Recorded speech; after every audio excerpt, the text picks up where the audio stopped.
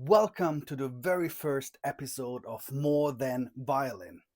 Today we are talking all about the violin, its history, its structure, and its place in music.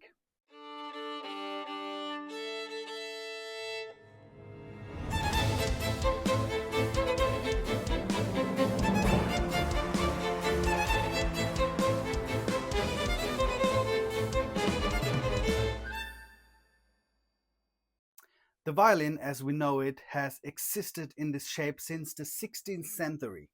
The first known violin maker was Andrea Amati, and after him, legendary luthiers like Stradivari and Guarneri rose to fame. These violins are priceless treasures worth millions of dollars, and it's absolutely incredible to play on one.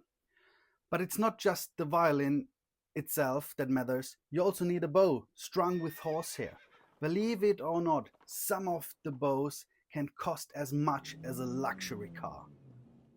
The violin is the highest pitched instrument in the string family and has four strings: the G string, the D string, the A string, and the E string. There are countless techniques to play the violin, but we will dive deeper into those in future episodes. For now, let me show you the basic parts of the violin. At the top, we have the scroll, peg box, and the neck. Then there is the fingerboard, bridge, F-holes, fine tuners, and the chin rest. Traditional violins are made of wood, with the top crafted from spruce and the back from maple. The fingerboard, which is the only black part you see here, is made of ebony. These days, you will also find modern violins like electric violins or those made from carbon fiber. They are designed to suit more contemporary styles of music, but we will talk about it in other episodes. The violin plays an important role in many genres and cultures. In the US, it's central to country and bluegrass.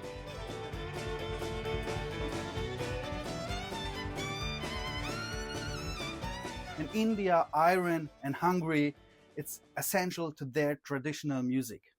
And in jazz, legendary violinists like Stefan brought the instrument to life in a whole new way.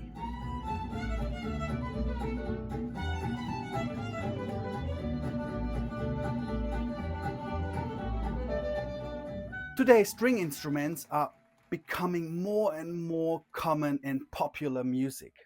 Artists like Lindsey Stirling, David Garrett, and two cellos are some of the most famous crossover performers, blending classical music with modern styles to appeal to a younger audience.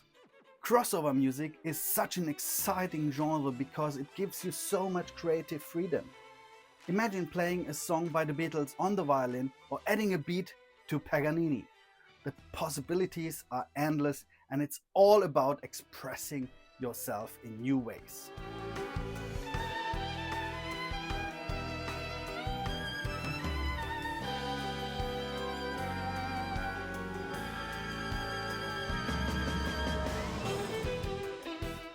Many artists in this genre experiment with electric violins and effects to push the boundaries of what the instrument can do. But remember, no matter how modern you go, classical music and technique are the foundation of everything.